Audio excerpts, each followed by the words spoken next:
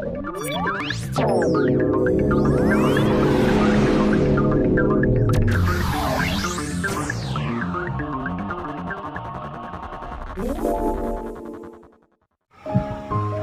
semua, di sini saya akan menjelaskan cara menghitung manual dan menghitung dengan menggunakan aplikasi SPS dalam data berkelompok.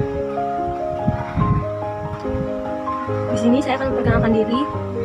Nama saya Sinta Kevin Evelyn dari program Matematika Non-Pendidikan kelas B. Kita masuk dalam materi pengukuran tendensi sentral, dispersi, dan penyebaran. Yang pertama, kita akan melihat analisa deskriptif. Analisa deskriptif terbagi menjadi dua, yaitu pengukuran tendensi sentral dan pengukuran dispersi. Untuk pengukuran tendensi sentral adalah pengukuran aritmatika yang ditunjukkan untuk menggambarkan suatu nilai yang mewakili nilai pusat atau nilai sentral dari satu gugusan. Tujuannya itu untuk menemukan skor single yang paling representatif dalam kelompok. Pengukuran tendensi ini terdapat 3 ukuran, yaitu mean atau nilai rata-rata, median atau nilai tengah, dan modus. Pengukuran dispersi adalah perserakan dari nilai observasi terhadap nilai rata-rata, atau pengukuran seberapa jauh penyimpangan nilai-nilai data dari nilai pusatnya, atau bagaimana penyebaran suatu kelompok. Atau bisa dikatakan pengukuran dispersi itu metode untuk menggambarkan bagaimana suatu kelompok data menyebar terhadap pusat data. Jenis ukuran dispersi yang pertama adalah dispersi absolut atau dispersi mutlak. Dispersi ini, jenis ukuran ini digunakan untuk mengetahui tingkat variasi nilai observasi pada suatu data, yaitu jangkauan atau range, simpangan rata-rata, variansi, standar deviasi, simpangan kuartil. Lalu jenis yang kedua yaitu dispersi relatif. Dispersi jenis ini digunakan untuk membandingkan tingkat variasi nilai observasi pada suatu data dengan tingkat variasi nilai observasi data-data lainnya. Koefisien variansi. Lalu jangkauan atau rentang atau range. Kita membahas rentang atau range.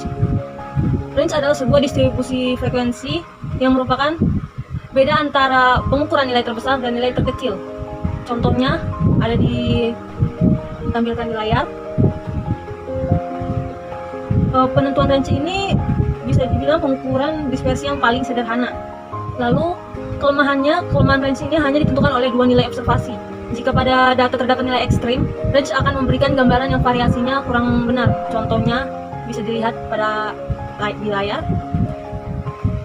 Lalu kita akan membahas rentang pada nilai jarak. Selisih antara nilai tertinggi bisa ditulis XT dan terendah XR dalam suatu distribusi data. Ini sangat dipengaruhi oleh nilai ekstrim. Rumusnya ada pada layar, bisa kita lihat di layar. Lalu di sini ada rentang antar kuartil.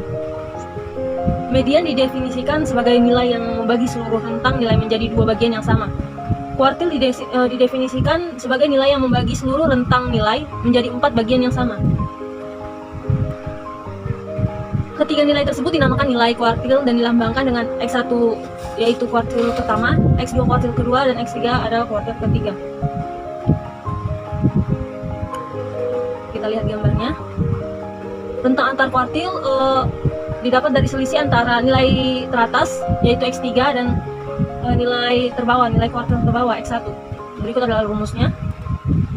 Yang ketiga adalah rentang semi-inter kuartil atau simpang kuartil,